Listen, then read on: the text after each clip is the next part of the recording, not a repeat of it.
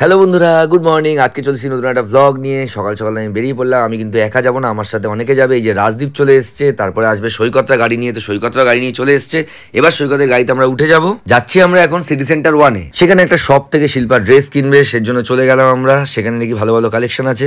তো ঢুকলাম ওই দোকানে।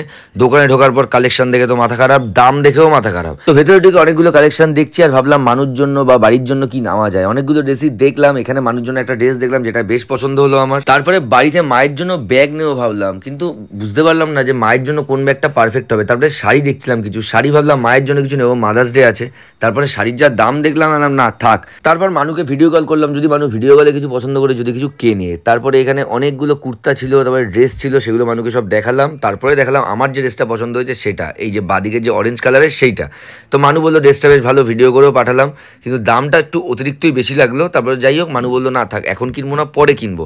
তারপরে ড্রেসটা আগের মতো রেখে দিলাম। কিন্তু শিল্পা কিন্তু ড্রেসটা কিনলো। এই যে এই ড্রেসটা শিল্পা কিনে দিল সৈকত। এই ড্রেসটা কেনার পর আমরা ওখান থেকে সোজা বেরিয়ে পড়লাম। কোথায় যাচ্ছি? আজকে কিন্তু ডিবাপি বিরিয়ানির উদ্বোধন হয়ে গেল সোদপুরে। সেখানে গাড়ি করে চলে গেলাম, দেখলাম যথেষ্ট ভালো মতো সাজিয়েছে ডিবাপির বিরিয়ানি। আর বাইরে ছিল ব্লগারদের ভিড়। তারপরে আমরা ওখানে ভিড় না বাড়িয়ে সোজা ঢুকে গেলাম ওপরে অনির্বাণের সাথে দেখা করতে। অনির্বাণের সাথে দেখা করলাম, তারপরে দেখলাম তার কাটা হাপ্পা গোলটা এখানে এসেছে। সিরিয়াসলি বন্ধুরা, আমার মনে হয় এর একটু স্ক্রুটা ঢিলাই আছে, এত বকে বেকার লাগে। এরই নামের আরেকজনের সাথে আবার কথা বললাম, অরুণদা। সত্যি এই মানুষটার তুলনা হয় না। এর জন্য বলে কোথায় উল আর কোথায় ওই বগলের চুল। তো যাই হোক, অরুণদার সাথে উঠুন কথা বললাম, কথাও দিলাম যে ডেকাস্তেনে তোমাদের শপে আমি যাবো, তোমাদের দোকানে আমি যাবো আর খাবো বেগুন সুন্দরী।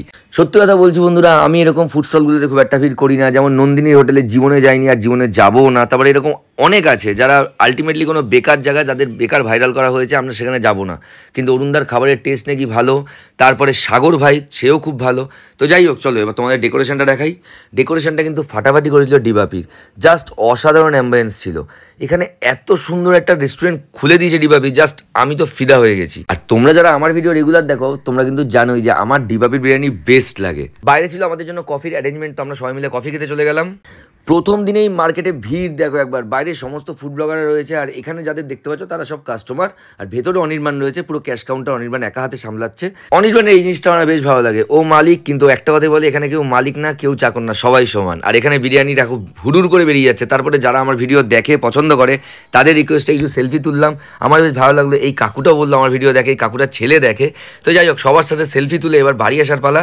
এখানে কিন্তু অনেক ভিড় ছিল, সমস্ত ফুড ব্লগাররা অনেক দূর দূর থেকে এসছে, ক্যানিং থেকে, ডায়মন্ড হারবার থেকে অনেকে এসছে। এরকম আরেকজনকে আমার বেশ ভালো লাগে, সে হচ্ছে আমেরিকান দাদা দীপঙ্কর। ওর সাথে কিন্তু আমার যথেষ্ট ভালো একটা লিঙ্ক আপ, কিন্তু কখনো ওর দোকানে আইনি। ও বারবার করে রিকোয়েস্ট করছে এবার ওর দোকানে একদিন অবশ্যই খেতে যাবো। বন্ধুরা, আমাদের হাতে পার্সেল কুপন দিয়েছিল, কিন্তু আমি বিরিয়ানি খাইও নি, বিরিয়ানি নিয়েও নি। সত্যি কথা বলতে আমি বিরিয়ানি খেতে আজকে এখানে আসিনি। আমি এসেছি আমার বন্ধুর রিকোয়েস্টে, অনির্বাণের রিকোয়েস্টে এসেছি আমি উদ্বোধনে। এখন রাজদীপের বাইকে করে আমি ফিরছি। এরকম না বন্ধুরা, সব জায়গায় খাবার পেলে আমায় খেতে হবে।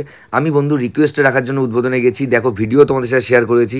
এটাই আমি বলবো, সব ফুড ব্লগাররা শুধু ফ্রিতে খেতে যায় না, কেউ কেউ ভালো সম্পর্কের জন্যও যায়। তারপরে যাই হোক, বাড়ি চলে আসলাম, মাম্মামকে দেখলাম। আর হ্যাঁ, আমি কিন্তু কোনে বই ওখান থেকে সৈকতটা একটা মিষ্টির প্যাকেট পেয়েছিল, ওখানে উদ্বোধন ছিল, সেটা আমি নিয়ে এসেছি। এবার আমি মাম্মামের সাথে খেলবো। তো চলো আজকের জন্য ব্লগটা শেষ করে দিচ্ছি। তোমার সাথে দেখা হচ্ছে নেক্সট একটা ব্লগে। ততক্ষণ তোমরা খুব ভালো থেকো, সুস্থ থেকো, বাই।